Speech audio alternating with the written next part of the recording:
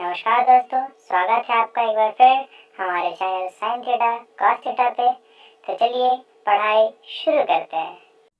तो दोस्तों आज के इस वीडियो में हम लोग पढ़ेंगे टाइप्स ऑफ एडजॉर्प्शन, जैसे फिजिकल एडजॉर्प्शन, केमिकल एडजॉर्प्शन, फिर उसका कैरेक्टरिस्टिक, उसका डिफरेंसेस और आपका एडजॉर्प्शन आइसोथर्म। ठीक है, ये सब चीज को हम लोग पढ़ेंगे। तो सबसे पहले हम लोग देख लेते हैं टाइप्स ऑफ एडजॉर्प्शन। क्या है टाइप्स ऑफ एडजॉर्प्शन? एडजॉर्प्शन का मतलब क्या हुआ कि जो एक एड्सॉर्बेंट है उस पे एड्सॉर्बेट क्या होता है, अट्रैक्ट हो रहा है। क्या आ रहा है? अट्रैक्ट हो रहा है। अब ये जो अट्रैक्ट हो रहा है, चाहे जो इस सतह पे रुका हुआ है किसी कारण से, तो वो किस कारण से रुका हुआ है? या तो वो वांडरवॉल फोर्स के कारण रुका हुआ है, वीक वांडरवॉल फोर्स के कारण, या तो वो केमिकल बॉन्ड्स के कारण रुका हुआ है। क्या? या तो वो वांडरवॉल फोर्स के कारण रुका हुआ है, या तो वो केमिकल बॉन्ड्स के कारण रुका हुआ है। तो इसी ये बॉन्ड, वांडरवॉल फोर्स और एक केमिकल बॉन्ड, यही दोनों का चक्कर में ये दोनों चीज अलग होता है। दो टाइप का एडजॉर्प्शन बनता है। मतलब कि जब ये जो मॉलिक्यूल्स है वो वांडरवॉल ये फोर्स के कारण, वीक वांडरवॉल फोर्स के कारण आपका सतह पे, इसका एड्सॉर्बेंट का सतह पे अटैच रहेगा, तो उसको हम लोग क्या बोलेंगे? फिजिकल एडजॉर्प्शन, या तो आप इसको बोल सकते हैं फिजिजॉर्प्शन। ठीक है। और या तो अगर ये एड्सॉर्बेंट में ये आपका कोवलेंट और या नहीं तो आयोनिक बॉन्ड्स के द्वारा अट्रैक्ट रहेगा, तो उसको हम लोग क्या बोलेंगे? आपका केमिकल एडजॉर्प्शन। क्या है? Chemical adsorption. तो इसको हम लोग क्या बोलेंगे? केमीजॉर्प्शन। क्या बोलेंगे हम लोग? केमीजॉर्प्शन। मतलब कि कोई गैस पार्टिकल्स अगर ये इसका सरफेस पे, किसी सॉलिड एड्सॉर्बेंट का सरफेस पे अटैच हो रहा है, तो उस पे ये कौन कौन सा टाइप का एडजॉर्प्शन बनेगा? एक फिजिकल एडजॉर्प्शन और एक केमिकल एडजॉर्प्शन। तो फिजिजॉर्प्शन या तो केमीजॉर्प्शन बनेगा। तो हम लोग इसमें डिफरेंशिएट कैसे कर सकते हैं कि एक बार वो फिजिकल फोर्स है और एक बार वो केमिकल बॉन्ड से डिफरेंस रहेगा। फिजिकल फोर्स मतलब कि वीक वांडरवॉल फोर्स, और एक जब केमिकल बॉन्ड का आ जा रहा है तो कोवलेंट बॉन्ड और आयोनिक बॉन्ड का बात हो जा रहा है। ठीक है, यहाँ तक क्लियर है आपको? टाइप्स ऑफ ये क्लियर हो गया, एडजॉर्प्शन और ये टाइप्स ऑफ एडजॉर्प्शन क्लियर हो गया, फेजिजॉर्प्शन और ये केमिजॉर्प्शन का। तो जैसे हम अभी क्या बात की कि ये फेजिजॉर्प्शन सतह पे वो वीक वांडरवॉल फोर्स के कारण होता है, और कोवलेंट बॉन्ड क्या, कोवलेंट बॉन्ड के कारण जब वो अटैच रहता है तो क्या होता है? केमिजॉर्प्शन होता है। तो इसी तरह कोई एग्जाम्पल एक पूछ दिया आपसे एग्जाम में, जैसे अलग एग्जाम्पल तो आप पढ़ लीजिए कि फिजिजॉर्प्शन का ये होता है एग्जाम्पल और केमिजॉर्प्शन का ये होता है। अगर आपसे कोई एग्जाम्पल पूछा कि कोई एक ऐसा एग्जाम्पल बताइए जिसमें दोनों चीज ये उसमें होता है, इसमें ये फिजिजॉर्प्शन भी टेक्स प्लेस होता है और केमिजॉर्प्शन भी टेक्स प्लेस होता है, तो ऐसा एक एग्जाम्पल है जैसे कि आपका डाई हाइड्रोजन। क्या है? डाई हाइड्रोजन को अगर हम लोग निकल जो एटम है उससे हम लोग अगर पहले पास उसमें जो अटैच कराएंगे, तो डाई हाइड्रोजन क्या है? गैस है, और निकल क्या है? आपका एक एटम है। तो जब डाई हाइड्रोजन एस टू, क्या डाई हाइड्रोजन एस टू, जब वो गैस जाएगा इसका मॉलिक्यूल पे, तो क्या होगा? स्टार्टिंग में वो वीक वांडरवॉल फोर्स के कारण उस पर अट्रैक्ट होगा।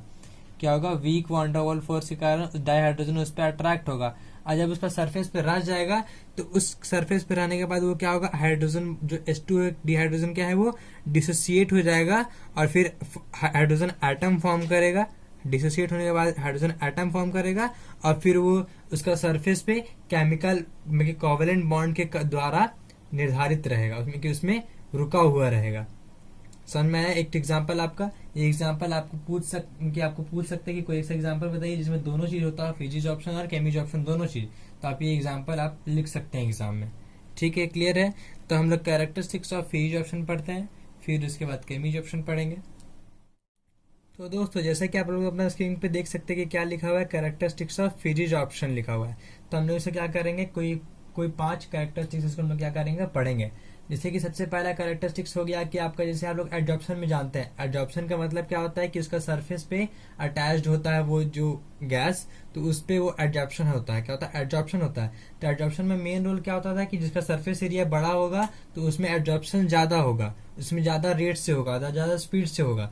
तो उसी तरह फिजिकल एडजॉर्प्शन में ये आपका मैटर नहीं करता है, मैटर तो वो करता है सरफेस एरिया, लेकिन जो सरफेस एरिया है वो उसका वंडर वॉल फोर्स से डिफरेंट है। मतलब कि सरफेस एरिया अगर इतना बड़ा है और सरफेस एरिया अगर इतना बड़ा है तो वंडर वॉल फोर्स का एक गैस का वो चेंज नहीं कर सकता। क्या कर सकता है, वो गैस और उस एटम के बीच का जो वंडर वॉल फोर्स जो है फिक्स्ड वही रहेगा। ऐसा नहीं कि वो सरफेस एरिया घट गया चाहे बढ़ गया तो उसका वंडर वॉल फोर्स जो अट्रैक्शन है वो भी घट जाएगा या बढ़ जाएगा। तो वो क्या होगा, वंडर वॉल फोर्स जो होगा वो उसको, वो यूनिवर्सल होता है। क्या होता है, वो यूनिवर्सल होता है, वो चेंज किसी भी सरफेस एरिया के कारण चेंज नहीं होता है। समझ में आया। एक आपका कैरेक्टरिस्टिक्स फिजिकल ऑप्शन का कि एडजॉर्प्शन में तो ये होता ही है कि सरफेस एरिया बढ़ेगा तो उसका रेट बढ़ जाएगा अट्रैक्शन का, फिर आपका बहुत ज्यादा ही अटैच्ड होगा मॉलिक्यूल्स, उससे एडजॉर्प्शन रेट बढ़ जाएगा। लेकिन वो चीज बढ़ने के अलावा जब अगर फ्यूज ऑप्शन में, अगर हम पर्टिकुलर फ्यूज ऑप्शन में देखेंगे तो सरफेस एरिया तो एडजॉर्प्शन रेट बढ़ाएगा ही बढ़ाएगा, लेकिन आप ऐसा नहीं बोल सकते कि सरफेस एरिया बढ़ा है तो वंडर वॉल फोर्स भी बढ़ जाएगा। क्या होगा, वंडर वॉल फोर्स भी बढ़ जाएगा। जो उसका weak van der Waals force of attraction होता है फ्यूज ऑप्शन में वही का वही रहेगा। ठीक है, ये चीज क्लियर है। अब आते हैं हम लोग नेचर ऑफ एड्जॉर्बेंट। क्या कहते हैं, सॉरी, नेचर ऑफ एड्जॉर्बेट। अब नेचर ऑफ एड्जॉर्बेट, अब हम लोग जैसे ये आपका ये हो गया एटम, कि एक एटम हो गया, इसमें कोई एक ऐसा एटम है जिसमें, जैसे एक ये एटम है, कोई एक मान लीजिए एटम है और उस पे एक एटम फिक्स्ड है कि वो बहुत ही तेजी से उसमें एब्जॉर्ब होता है, क्योंकि उसका मान लीजिए एंथैल्पी हो गया आपका 10 to 20 और इसका एंथैल्पी हो गया 20 to 40, मतलब दो अलग अलग एटम हो गया, मतलब ये एड्जॉर्बेट हो गया और एक एड्जॉर्बेंट हो गया। दोनों का ये एंथैल्पी, मतलब कि उस पे एनर्जी लग रहा है एब्जॉर्ब होने में। क्या हो रहा है, एब्जॉर्ब होने में एनर्जी लग रहा है। तो देख रहे हैं दोनों का अलग अलग है, तो दोनों किस पे डिपेंड कर रहा है, ये जो एंथैल्पी है इसका नेचर ऑफ एड्जॉर्बेट पे और ये जो एंथैल्पी है नेचर ऑफ एड्जॉर्ब पे। मतलब कि ये बोला जा रहा है कि जो फ्यूज ऑप्शन में है वो नेचर ऑफ एड्जॉर्बेट भी बहुत ही अहम रोल पैदा करता है फ्यूज ऑप्शन में। क्या, फ्यूज ऑप्शन में जो इसका नेचर है वो भी बहुत अहम रोल पैदा करता है। दो हम लोग पढ़े, एक ये आपका वैन डर वाल फोर्स वाला जो था कैरेक्टरिस्टिक्स और एक हो गया आपका ये नेचर ऑफ एड्जॉर्बेट। तो अब हम लोग पढ़ते हैं रिवर्सिबल नेचर। इसका फ्यूज ऑप्शन क्या होता है, रिवर्सिबल नेचर का होता है। मतलब कि जैसे कि आप लोग जानते ही हैं कि जो एड्जॉर्प्शन है वो एक्सोथर्मिक रिएक्शन है। हम लोग पिछला वीडियो में पार्ट में पढ़े हैं कैसे है एक्सोथर्मिक रिएक्शन। ठीक है, तो इसमें क्या होता है कि सॉलिड जो एटम है उस पे जब गैस कोई लगता है, गैस क्या एब्जॉर्ब्ड होता है तो क्या बनता था, तो क्या होता था, गैस सॉलिड प्लस हीट, मतलब कि हीट एक्सोथर्मिक रिएक्शन है। आप इसको स्लैश से दिखाइए या तो आप इसको हाइफन से भी दिखा सकते हैं, हम आपको पहले ही बता चुके हैं। स्लैश से दिखाइए तो हाइफन से दिखाइए। तो जैसे ये बनने पे ये बनता था तो उसी तरह गैस और सॉलिड में कि गैस सॉलिड का एक एब्जॉर्बेट हुआ, में कि पूरा एब्जॉर्प्शन हुआ पार्टिकल और कुछ हल्का हीट देने पे वो सॉलिड प्लस गैस में टूट जाएगा। तो मतलब क्या होता है, ये रिवर्सिबल रिएक्शन होता है। क्या होता है, ये रिवर्सिबल रिएक्शन होता है कि इधर से भी इधर जा सकते हैं, इधर से भी इधर जा सकते हैं। ठीक है, यहाँ तक क्लियर है। अब देखिए इसका चौथा कैरेक्टरिस्टिक हो गया सरफेस एरिया ऑफ एब्जॉर्बेंट। क्या हुआ, सरफेस एरिया ऑफ एब्जॉर्बेंट। तो इसमें तो आप लोग जानते हैं कि एब्जॉर्बेंट का सरफेस एरिया जितना ज्यादा रहेगा उसमें ज्यादा ही एटम होगा, ज्यादा ही मॉलिक्यूल्स आएगा, ज्यादा मॉलिक्यूल्स आएगा तो जितना मॉलिक्यूल्स आएगा उतना वंडर वॉल फोर्स लगेगा। तो मतलब कि यही है कि सरफेस एरिया ऑफ एब्जॉर्बेंट भी बहुत महत्व रखता है। जैसे नेचर ऑफ एब्जॉर्बेट रख रहा था उसी तरह सरफेस एरिया ऑफ एब्जॉर्बेंट भी रखता है। तो अब हम लोग बात कर लेते हैं एंथैल्पी ऑफ एब्जॉर्प्शन। ठीक है, तो हम लोग ये जानते हैं कि फिजिकल जो एब्जॉर्प्शन है वो एक्सोथर्मिक प्रोसेस है। ठीक है, एक्सोथर्मिक प्रोसेस है, लेकिन जो इसका एंथैल्पी होता है वो मतलब कि जो एनर्जी हमको पहले बताया थी कि एनर्जी जो लगता है वो क्या होता है, mainly 20 kg joule to 40 kg joule होता है। क्या होता है, 20 kg joule to 40 kg joule mole ये मोल नंबर जो होता है, जो मोल नंबर होता है वो क्या होता है, इनवर्स। ये इसका यूनिट है केजी मोल इनवर्स। तो ये इतना ही दूर तक इसका एंथैल्पी रहता है। ठीक है, क्यों? क्योंकि इसका जो अट्रैक्शन होता है, जो ये दोनों के बीच का अट्रैक्शन होता है, जो एड्जॉर्बेट और एड्जॉर्बेंट का, वो क्यों होता है? वीक वंडरवॉल फोर्स होता है। क्या होता है? वो लोग दोनों का जो बीच का अट्रैक्शन जो फोर्स लगता है उसमें क्या होता है? वीक वंडरवॉल फोर्स लगता है। हम आपको पहले ही बता चुके हैं। तो वीक वंडरवॉल फोर्स होने के कारण ही वीक है, इसीलिए कम एनर्जी इसीलिए एंथैल्पी ऑफ एड्जॉर्प्शन भी आपका कम लगेगा। क्या होगा? एंथैल्पी ऑफ एड्जॉर्प्शन भी आपका कम लगेगा। तो हम लोग कैरेक्टरिस्टिक्स देख लिए आपका फिजिक्स ऑप्शन का। हम लोग अब चार या तीन देख लेते हैं केमिज ऑप्शन का, फिर हम लोग डिफरेंस पढ़ेंगे फिजिक्स ऑप्शन और केमिज ऑप्शन में। तो दोस्तों आज हम लोग अभी बात करने वाले हैं कैरेक्टरिस्टिक्स ऑफ केमिज ऑप्शन का। तो कैरेक्टरिस्टिक्स जो केमिज ऑप्शन होता है वो होता क्या है जो, तो वो चार हम लोग अभी पढ़ेंगे। वो क्या करेंगे? 4 टाइप ऑफ कैरेक्टरिस्टिक्स हम लोग केमिज ऑप्शन का भी क्या करेंगे? पढ़ेंगे। तो केमिज ऑप्शन का जो 4 टाइप है, 4 जो कैरेक्टरिस्टिक्स है, उसका हम लोग पहला जो है उसका हम लोग पढ़ेंगे। वो पहला जो टॉपिक है वो क्या है? High specificity. क्या है हाई स्पेसिफिटी? या हाई स्पेसिफिटी का मतलब ये है कि जो केमिज ऑप्शन होता है वो क्या होता है? हाईली स्पेसिफिक होता है। और जो ये सिर्फ ऑकर करता है, जैसे कि हम लोग तो इसका पता है कि ये जो अट्रैक्शन होता है क्या होता है? केमिकल बॉन्ड्स के कारण ही होता है अट्रैक्शन। क्या होता है? केमिकल बॉन्ड्स के कारण ही वो अट्रैक्शन होता है, हम लोग को पता है। तो उसमें भी सिर्फ वीक वन ओवर फोर्स के कारण होता था फिजिक्स ऑप्शन में। लेकिन ये चीज का मात्रा मतलब अट्रैक्शन फोर्स के फिजिकल फोर्स के कारण बहुत ही ज्यादा अट्रैक्शन होता है। मतलब इसके मुताबिक कि अगर ये 5 होता है तो ये 2 होता है।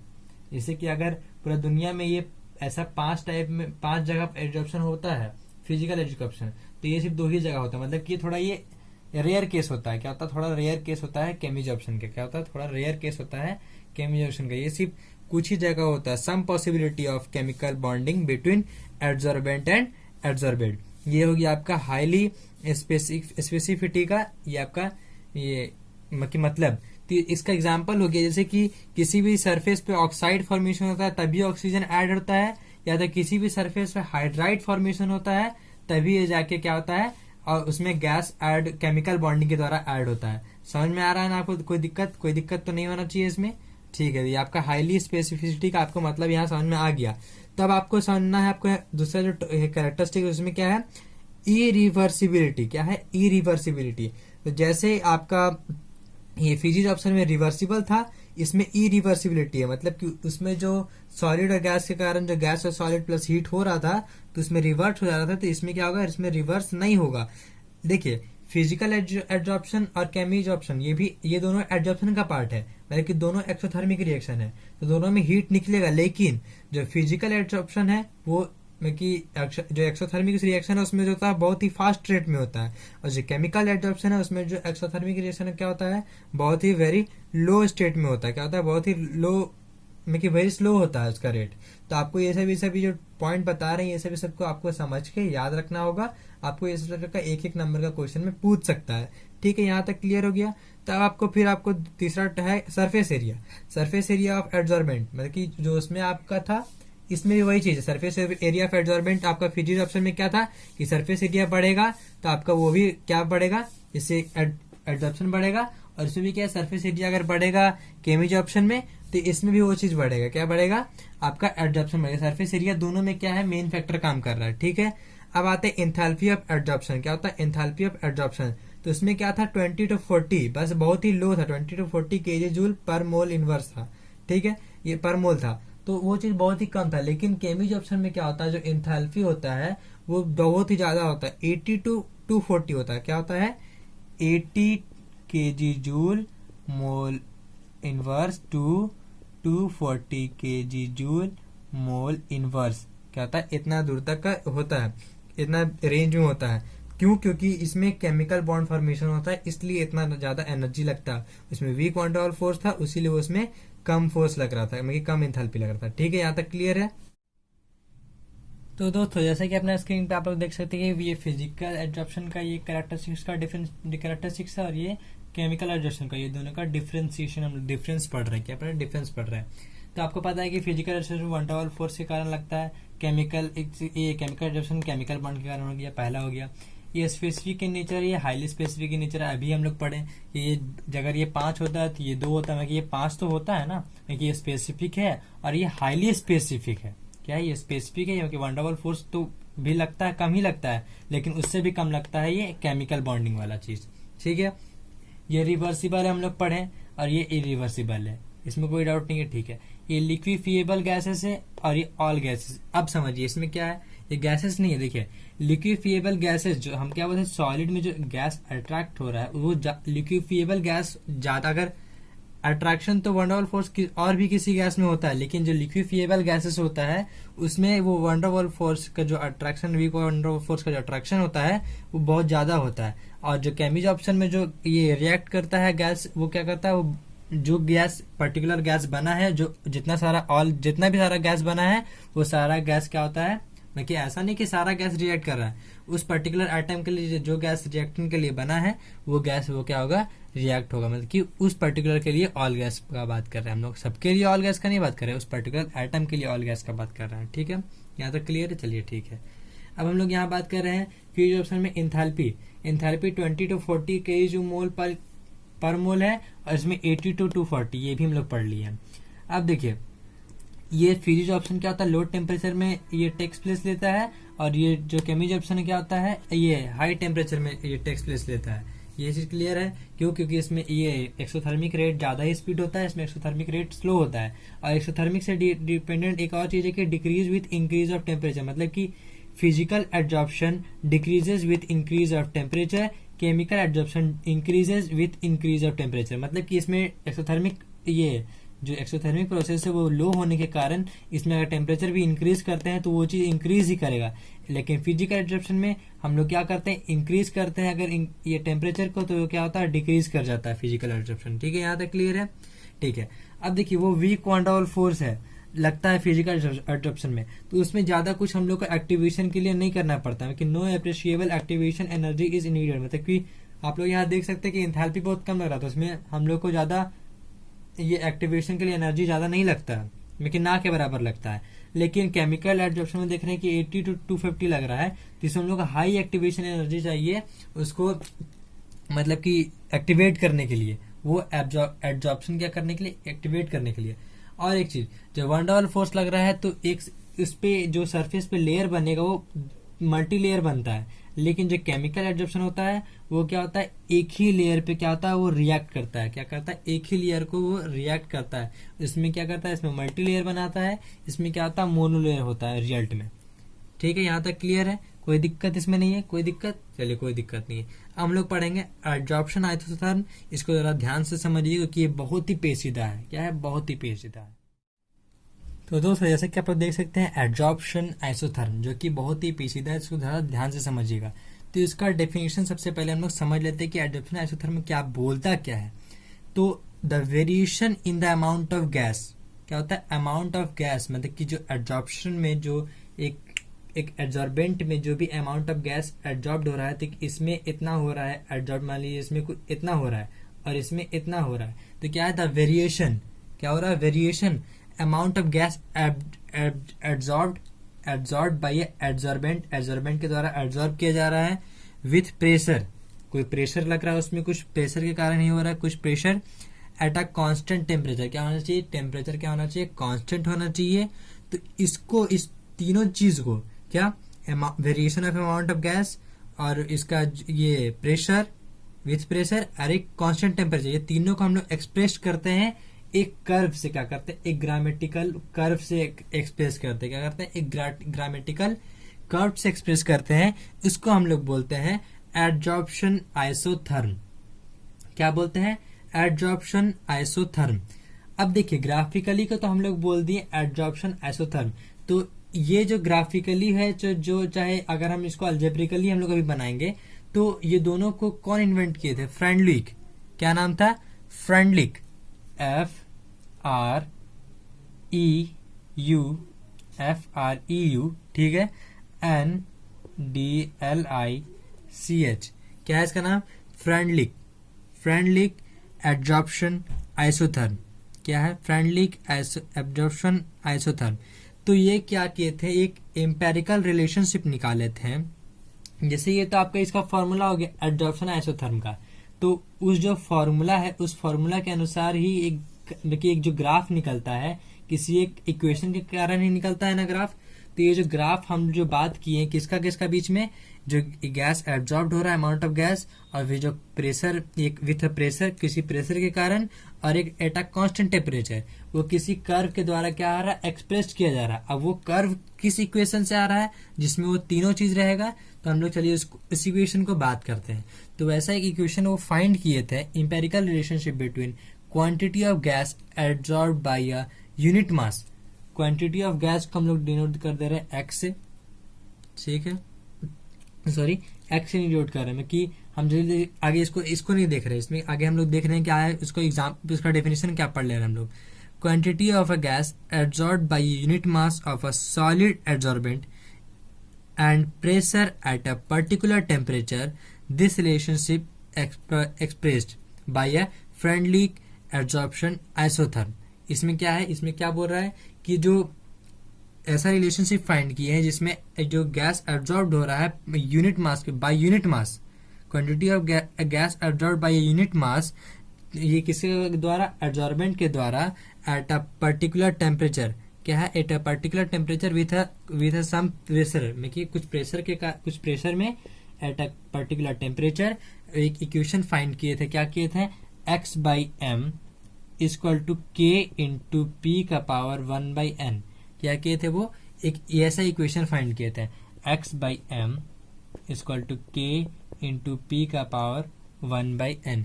ये इक्वेशन फ्रेंडली ये एब्जॉर्प्शन आइसोथर्म फाइंड किए थे। आप लोगों को समझ में आ गया क्या है, ठीक है, ये चीज आपको समझ में आ गया। तो समझते कि where x is a mass of a gas absorbed on a mass m। क्या है, ये x है जो वो अमाउंट ऑफ गैस है, मतलब मास ऑफ गैस है जो एब्जॉर्ब्ड हुआ है इतना मास के रिस्पेक्टिवली में, क्या है, उतना मास के रिस्पेक्ट में क्या हो रहा है, एब्जॉर्ब्ड हो रहा है। और ये p क्या है, एक प्रेशर है, क्या है, p है प्रेशर है, और k और n जो है यहाँ पर, k और n जो है क्या है, वो कांस्टेंट है, क्या है, जो है k और n जो है क्या है, कांस्टेंट है। यहाँ तक हर चीज क्लियर हो गया। ये है आपका फ्रेंडली एब्जॉर्प्शन आइसोथर्म का इक्वेशन।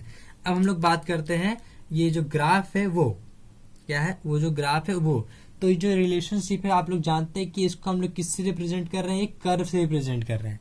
क्या कर रहे हैं, एक कर्व से रिप्रेजेंट कर रहे हैं जिसमें जो अमाउंट ऑफ गैस एब्जॉर्ब जो क्या था, amount of gas absorb by unit mass, amount of gas absorb by unit mass, वो क्या है, प्लॉटेड किया जा रहा है प्रेशर के अगेंस्ट में। क्या किया जा रहा है, प्रेशर के अगेंस्ट में क्या किया जा रहा है, उसको प्लॉट किया जा रहा है। क्या किया जा रहा है, प्लॉट किया जा रहा है आगे, ठीक है, यहाँ तक हर चीज क्लियर है। अब देखिए ये चीज क्लियर है। अब यहाँ पर आता है कहानी में ट्विस्ट। आप लोग को क्या बोला गया है, एट अ कांस्टेंट टेम्परेचर, क्या बोला गया है, एट अ कांस्टेंट टेम्परेचर। लेकिन हम लोग यहाँ पर क्या कर रहे हैं कि जो एक कर्व जो है ना वो इंडिकेट कर रहा है, क्या कर रहा है, वो जो कर्व यहाँ पर इंडिकेट कर रहा है decrease in physical absorption at the increment of temperature. तो अब देखिए यहाँ तो कहानी में ट्विस्ट आ गया। तो आपको शुरू से आपको अंत तक हर जगह बोला गया है, यहाँ पे कर्व बनाने से में बोला गया था कि वो कांस्टेंट टेम्परेचर में नापेगा। यहाँ भी हर चीज था, क्या चीज, कि यहाँ पर भी आपको यह नाप रहा है कि टेम्परेचर कांस्टेंट है, प्रेशर है कुछ, और एक अमाउंट ऑफ गैस यूनिट जो था वो चीज, हर चीज है, सब चीज सही है, ठीक है। तो ये जो हम बात कर रहे हैं कि फिजिकल एब्जॉर्प्शन जो घटेगा इंक्रीज इन टेम्परेचर, वो कब होगा, जब वो प्रेशर का मात्रा बहुत ही हाई होगा। क्या होगा, बहुत ही हाई होगा। तब हम लोग क्या करना है, वो टेम्परेचर को कांस्टेंट नहीं लेना है। तब टेम्परेचर को अगर बढ़ाएंगे तो क्या होगा, फिजिकल एब्जॉर्प्शन घटेगा, और तब हम लोग टेम्परेचर को टेम्परेचर को कम करेंगे तो फिजिकल एब्जॉर्प्शन क्या होगा, बढ़ेगा। क्या होगा, बढ़ेगा। तो इसका एक मेनली ग्राफ, ऐसे एक ग्राफ आपका एनसीईआरटी बुक में बना हुआ रहेगा। जैसे एक 3 लाइन दिया रहेगा आपको घटते बढ़ते का, जैसे कि ये x बाई एम तो यहाँ पर है, और ये आपका p, ठीक है, ये x बाई एम यहाँ पर है, और ये आपका p, यहाँ तक क्लियर है। तो और ये आपका, जैसे ये आपको दे दिया 273 केल्विन, ये आपको दे दिया मान लीजिए 195 केल्विन, ये आपको दे दिया 244 केल्विन। तो आप लोग देख रहे हैं कि जैसे जैसे टेम्परेचर बढ़ रहा है, ये फिजिकल एब्जॉर्प्शन का, ये देखिए ये कम हो गया, ये टेम्परेचर घटा, ये कम हुआ, ये कम हुआ। तो ये क्या है, एक कांस्टेंट टेम्परेचर का ग्राफ है, और जो प्रेशर है वो क्या है, नॉर्मल है। लेकिन यही अगर प्रेशर क्या है, अगर जब हाई प्रेशर हो जाएगा तो ये ग्राफ क्या हो जाएगा, उल्टा हो जाएगा, और आपका जब टेम्परेचर बढ़ेगा तो फिजिकल एब्जॉर्प्शन घटेगा। यही था आपका मेन एब्जॉर्प्शन आइसोथर्म। क्या था, मेन एब्जॉर्प्शन आइसोथर्म। अब एक चीज और आता है एब्जॉर्प्शन आइसोथर्म में, यहाँ तक एक चीज क्लियर हो गया, x/m = k/P1/n। तो इस इक्वेशन का अगर हम लोग जनरल इक्वेशन का बात करेंगे तो हमेशा जो n का वैल्यू होगा वो क्या होगा, 1 से बड़ा होना चाहिए। क्या होना चाहिए, n का वैल्यू 1 से बड़ा होना चाहिए।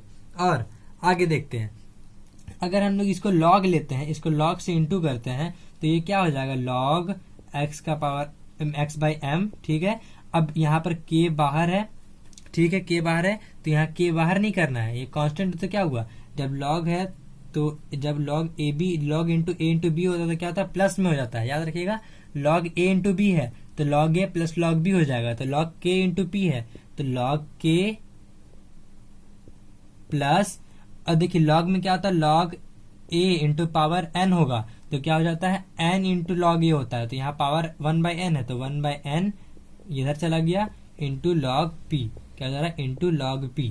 ठीक है, यहाँ तक ये आपका इक्वेशन क्लियर है। अब देखिए इसमें दो केस होता है, अगर 1/n का वैल्यू 0 है, क्या है, 1/n का वैल्यू क्या है, 0 है, तो आप समझ जाइएगा कि ये जो फिजिकल एब्जॉर्प्शन है, अगर 1/n का वैल्यू क्या है, वो 0 है, तो फिजिकल एब्जॉर्प्शन क्या है, प्रेशर से इंडिपेंडेंट है। क्या उसमें प्रेशर नहीं है, उसमें प्रेशर से इंडिपेंडेंट प्रेशर है, उसमें प्रेशर कोई लग ही नहीं रहा है। क्या है, वो प्रेशर नहीं लग रहा है, 1/n का वैल्यू 0 है। और अगर 1/n का वैल्यू 1 है, क्या है, अगर 1/n का वैल्यू 1 है तो क्या होगा आपका, वो डायरेक्टली जो फिजिकल एब्जॉर्प्शन है, वो डायरेक्टली प्रोपोर्शनल हो जाएगा आपका प्रेशर का।